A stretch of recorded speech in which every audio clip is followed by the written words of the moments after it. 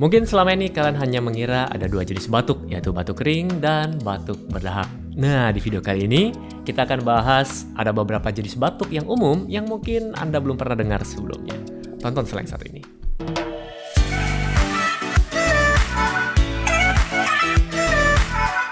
Halo Sobat Sehat, jumpa lagi dengan saya Dr. Sung, dan di video kali ini kita akan bahas seputar batuk lagi. Jadi apa itu batuk, kemudian jenis-jenis batuk, dan jenis-jenis obat batuk. Tentu saja penyebab batuk yang berbeda, obatnya akan berbeda atau penanganannya pun akan berbeda. Kita mulai. Apa itu batuk? Batuk adalah respon alami tubuh yang tujuannya adalah untuk membersihkan saluran pernapasan kita. Jadi, baik itu dari lendir, kemudian dari polutan, dari iritan, atau dari kuman. Proses ini melibatkan kontraksi yang kuat pada otot dada dan pada diafragma kita. Kemudian menghasilkan aliran udara yang cepat sehingga bisa mengeluarkan benda asing tadi. Jadi sebenarnya batuk ini merupakan salah satu pertahanan tubuh kita dari benda asing yang masuk melalui saluran pernafasan kita. Oke, sekarang kita masuk ke apa saja sih jenis-jenis batuk. Mungkin Anda yang nonton video ini cuman mengenal ada dua jenis batuk, yaitu kering dan berdahak. Nah, sebenarnya ada beberapa jenis batuk yang umum. Nah, di sini kita akan mulai bahas satu persatu. Kita masuk yang pertama, yaitu batuk akut. Jadi batuk akut ini berlangsung kurang dari 3 minggu. Dan seringkali atau biasanya disebabkan karena infeksi virus.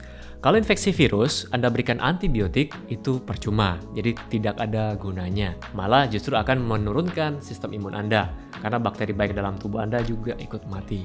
Biasanya kalau Anda ke dokter, Anda akan ditanyai batuknya sudah berapa lama. Tujuannya apa? Untuk mengetahui nih durasi batuknya, jadi bisa menentukan jenis batuknya yang mana. Kemudian batuk subakut. Nah, ini biasanya berlangsung antara 3-8 minggu. Dan kemudian ada namanya batuk kronis. Kalau batuk kronis ini biasanya lebih dari 8 minggu atau 2 bulan lah. Nah, biasanya yang termasuk batuk kronis ini biasanya pada mereka yang merokok, kemudian mengalami PPOK, ya, penyakit paru obstruktif menahun, atau kronis ya, K-nya kronis atau bisa menahun, PPOM.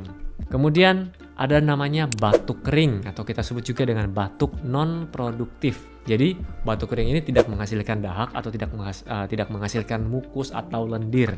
Ini sering sekali terjadi pada awal infeksi pernafasan atau juga dapat disebabkan oleh iritasi seperti asap atau udara kering, ya. Jadi suaranya itu kurang lebih seperti ini. Nah, itu tadi adalah suara untuk batuk kering. Kemudian ada namanya batuk berdahak atau disebut juga batuk produktif. Nah, batuk ini menghasilkan lendir atau dahak. Jadi, ini bisa jadi merupakan tanda infeksi pada saluran pernafasan seperti bronkitis atau pneumonia, ya. Suaranya kurang lebih seperti ini. Kemudian ada lagi namanya batuk nokturnal. Nah, batuk ini terutama terjadi di malam hari. Jadi sering dikaitkan dengan penyakit asma, kemudian reflux dari asam lambung atau kita sebut dengan GERD. Ini juga bisa menyebabkan batuk di malam hari. Jadi ketika Anda posisi berbaring, cairan lambung Anda naik ke atas, kemudian mengiritasi nih di daerah tenggorokan, akhirnya bisa menyebabkan kita batuk, ya. Jadi menyebabkan laringitis, akhirnya bisa menyebabkan batuk, terutama di malam hari. Kemudian pada mereka-mereka yang gagal jantung kongestif, ini juga batuknya di malam hari. Dan biasanya pasien-pasien tersebut akan menggunakan bantal yang lebih tinggi. Biasanya menggunakan 2-3 bantal untuk mereka tidur. Kemudian ada lagi namanya batuk psikogenik, ya. Jadi batuk yang tanpa penyebab fisik yang jelas dan sering dikaitkan dengan faktor psikologis atau stres dan kecemasan. Lalu ada namanya batuk refleks. Jadi batuk refleks ini tujuannya adalah untuk protektif. Contohnya ketika kita menghirup misalnya parfum yang baunya terlalu tajam nih, kemudian kita refleks batuk, atau bau-bau menyengat kita refleks batuk. Tujuannya adalah supaya menghindari bahan-bahan iritan masuk ke dalam saluran pernafasan kita. Atau misalnya batuk refleks ketika Anda posisinya agak tiduran, kemudian Anda minum, kemudian Anda tersedak. Tujuannya adalah supaya cairan yang Anda konsumsi tadi tidak masuk ke dalam saluran pernafasan. Seperti itu. Lalu ada namanya batuk alergi. Nah, kalau batuk alergi beda lagi nih. Batuk alergi ini dipicu oleh alergen. Misalnya debu, kemudian serbuk sari, atau bulu hewan. Biasanya batuk alergen ini bukan cuma batuk saja. Biasanya diikuti juga dengan bersin-bersin, ya, hidung berair seperti itu. Dan terakhir, ada satu batuk lagi yang sebenarnya tidak berbahaya, tidak menular, dan hanya muncul pada saat kondisi tertentu. Misalnya nih, lihat teman Anda gandengan tangan pas jalan, batuknya seperti itu. Oke, itu saya cuma bercanda. Oke, jadi penting sekali untuk mengenali batuk, jenis-jenis batuk, agar bisa ditangani dengan tepat. Oke, sekarang kita akan masuk ke jenis-jenis obat batuk. Ya, kita tahu banyak sekali obat-obat batuk yang dijual bebas di pasaran atau kita sebut dengan OTC. Bahkan sampai di warung-warung pun tersedia. Saran saya adalah sebelum Anda membeli, baca dulu. Kalau bisa, konsultasikan dulu deh dengan yang jaga misalnya di apotek ada apotekernya, konsultasikan dulu. Jadi cari dulu penyebabnya, apakah disebabkan karena alergi, apakah disebabkan karena virus, apakah disebabkan karena bakteri, itu akan berbeda-beda nih. Oke, jadi secara umum ya, obat batuk ada yang namanya obat batuk ekspektoran. Jadi obat batuk ini membantu mengencerkan dahak di saluran pernafasan, membuat dahak ini lebih mudah keluar. Biasanya kan ada tuh yang sampai kental sekali sampai susah untuk dikeluarin. Contoh umumnya adalah glyceryl guaicolat atau kita singkat dengan GG. Ya, GG bukan good game ya. Mungkin Anda semua yang gamer nonton ini biasanya kan ketik GG gitu.